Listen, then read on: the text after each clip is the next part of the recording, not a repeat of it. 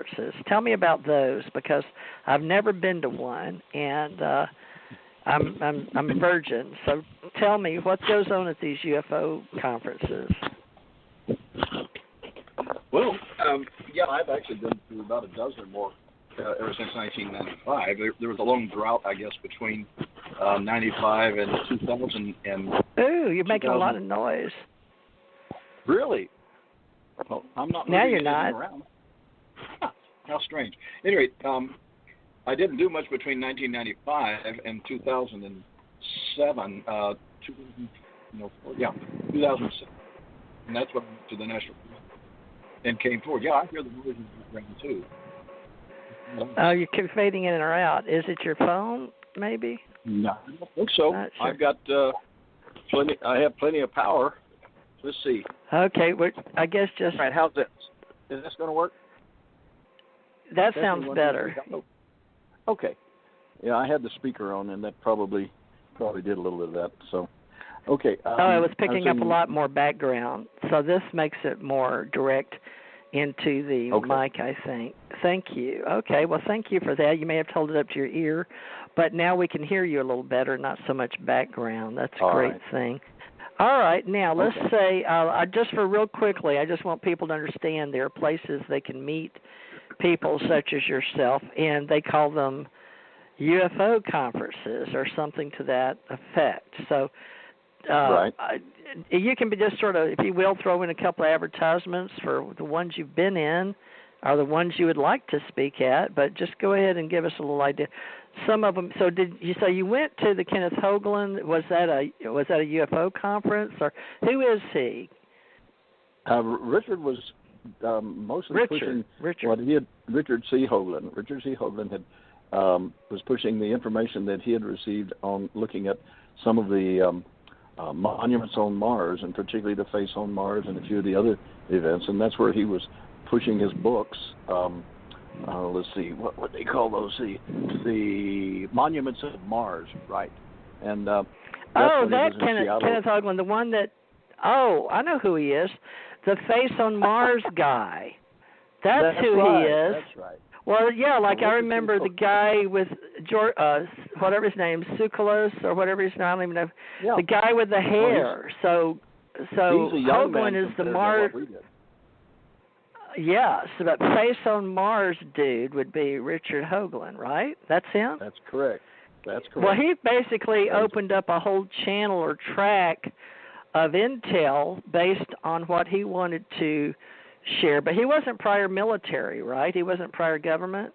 Who was he before actually, he went back to, who was the main TV star, the old guy that went back in the time and showed events and things that took place in time. I can't remember his name. He passed away.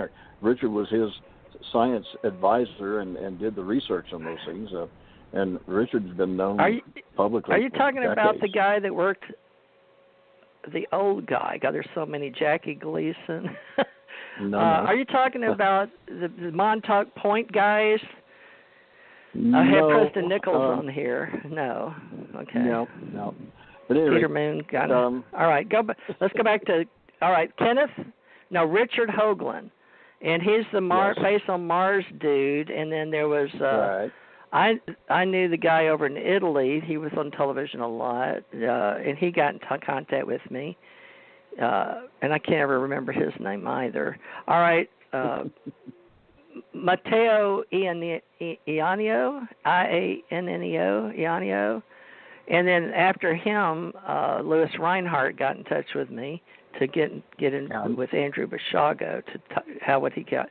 And he came on my radio show to get in touch with Andrew Bashago. They call him Andy Bashago. He's been on television, So, Kenneth Hoagland, the Mars guy, and you went to, was it a UFO or a Face on Mars conference? What do you call it, Richard Hoagland? Oh, I went to the very original Contact in the Desert, when it really was out there past 29 Palms and out in the desert the first couple of years, and I was a guest speaker along with Hoagland and a whole bunch of the others that were coming forward. And this was where they were putting out the pitch saying, if you have any evidence, if you've been involved in anything, and you need to get forward and get the information out now because you won't be around that long. And that was the big concern.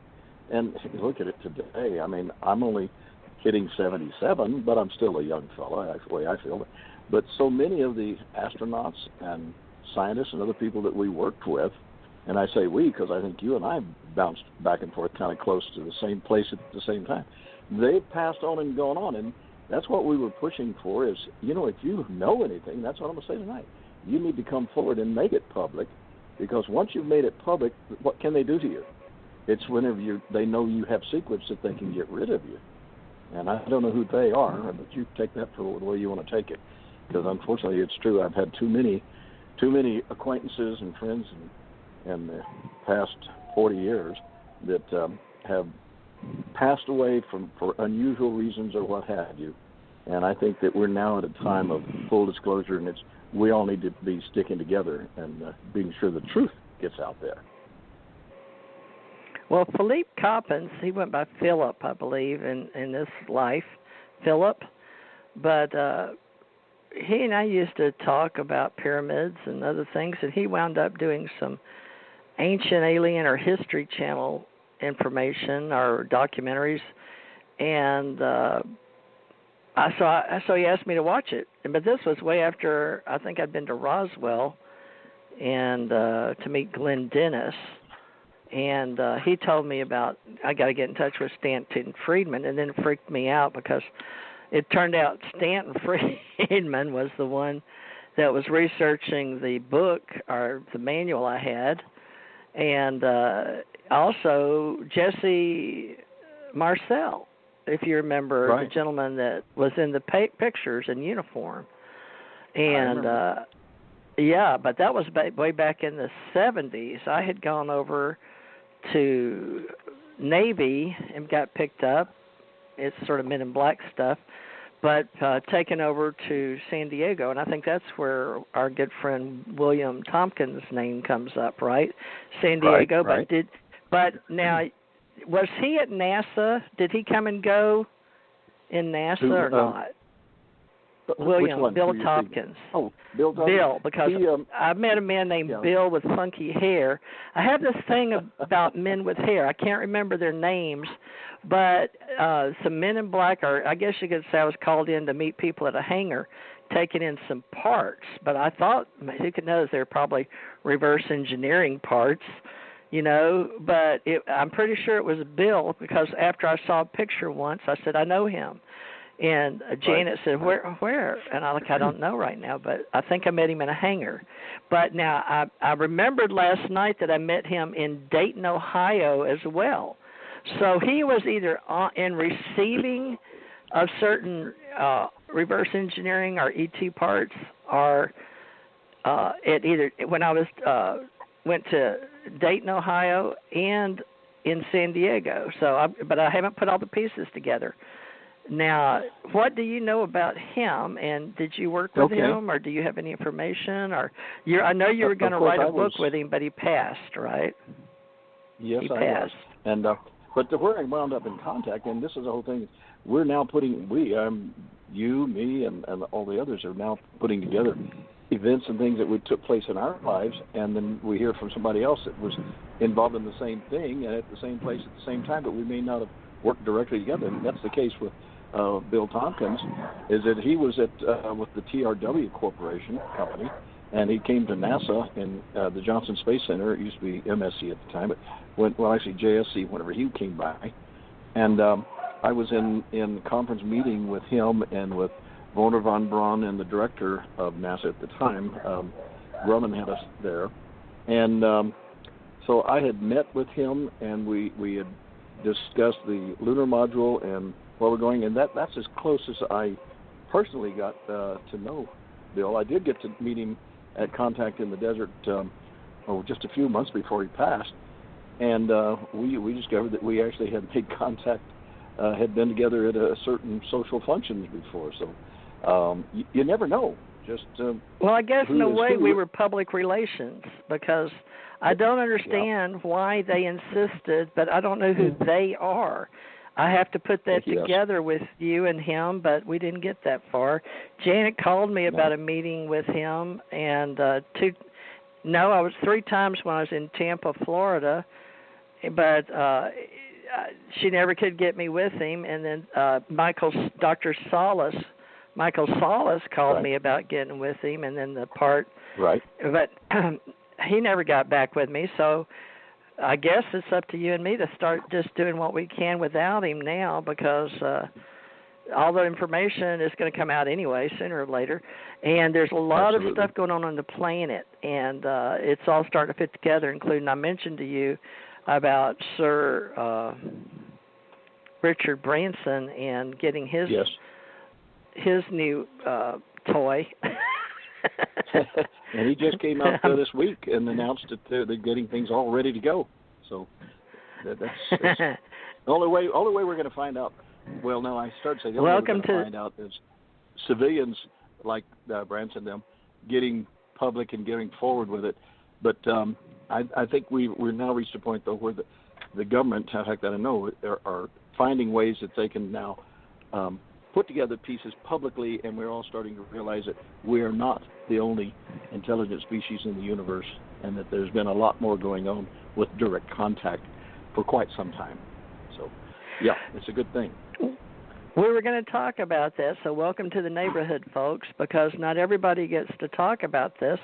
And in the past, especially inside the government and inside the matrix, there's the inside and outside the matrix. And a lot of us could walk or go like, just think of it like Virgin Airlines. You notice I said I was a virgin, and I don't know that you didn't go anywhere with that, so that's good, because I know Bill Tompkins would have and did. But anyway, we'll stop there. But anyway, so back to the neighborhood. Now, right there, I think the reason that we're coming on now, and of course President Reagan and President Bush passed, but who was in office? Now, I signed my well, let me back up. Let me just say that when we get with Virgin Airlines and Sir Richard Branson and his toys, and Tom DeLonge and his toys, and who's the other one? Lusk, what's his name? Musk. It's the last name. You got it. I can't remember now, but anyway, there's and then Elon Bigelow. Musk. Yes. Yeah. Elon Musk and Robert Bigelow, right?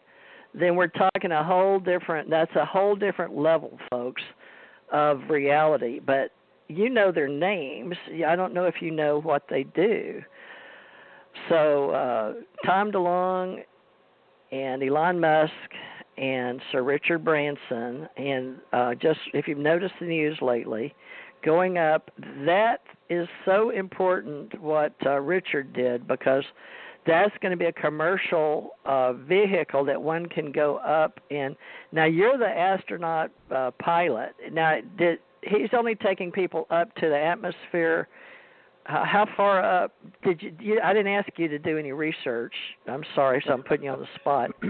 But let's talk about that, because right there is before you need oxygen, or did you study anything on that? Where did he take that piece of equipment up to? Okay. Well, first of all, you get up on top of Mount Everest, and you've almost exceeded your limit of oxygen. You just barely can survive with the amount of oxygen in the air up there. But we're talking about I've been up over 10 miles, but Richard Branson, them with their SpaceX program, they're going to be up more than 50 miles high, and up actually where the equivalent of about 10 to the minus 12 torr vacuum.